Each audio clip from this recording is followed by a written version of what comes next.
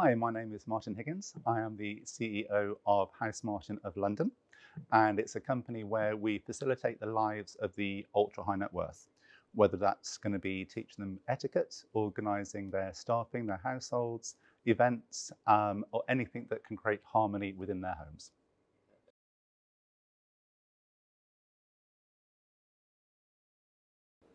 I started my career as a footman and under butler at Buckingham Palace within the royal household.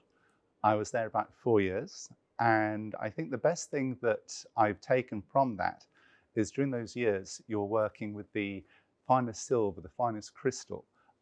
You're in an environment surrounded by this amazing furniture, works of art. You're meeting everybody and anybody in society. So you know how to greet people, how to meet people. You're not fazed if the door opens and it's the King of Spain standing there.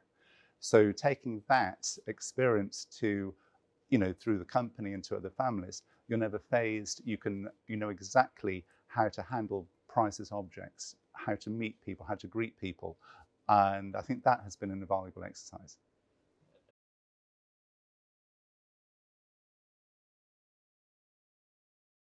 Basically, white glove service is when you're wearing literally white gloves to handle delicate objects.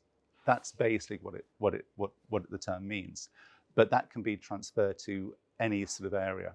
So whether you are working with clients and whether you're wearing white gloves or not, but you're offering the most excellent service, you are giving them you're being delicate. You are handling every little aspect to the utmost care and attention that you can possibly give.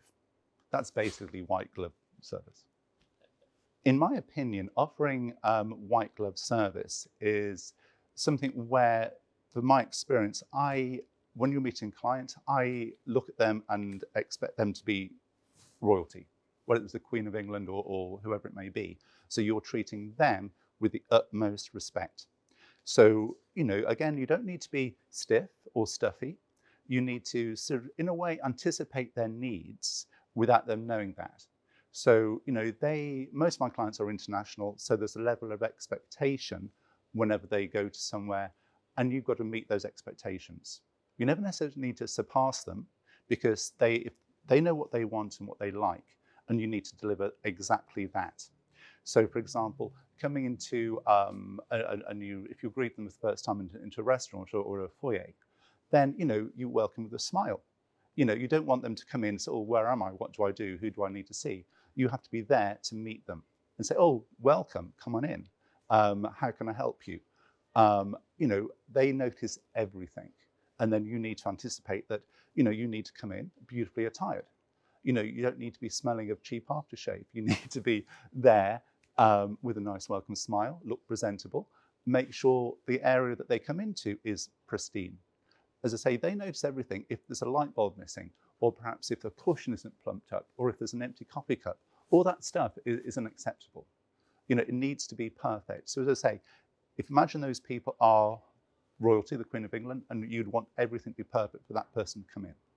And it does take a little experience and the eye for detail, and it's a precision. So again, all your customers, when they come to meet you, they're all treated exactly the same.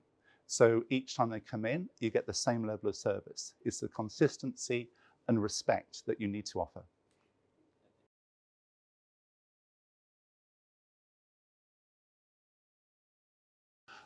Getting to know your customers takes time. Literally, you need to create a rapport, and this can be in any line of business, basically. And it's something whereby you need to listen very carefully. In a conversation, most people like to hear themselves talk. Well, with these people, you need to be able to listen to what they're saying and kind of between the lines as well.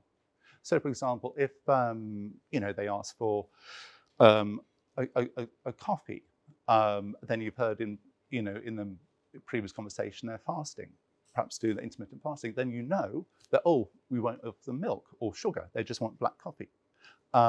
And picking up on little nuances like that is very, very important, and that takes time. And obviously in the first conversation, but they want to have everything They ask for nothing more, nothing less. So, you know, in that respect, you'd really need to have several conversations and listen very, very carefully. That is the most important thing.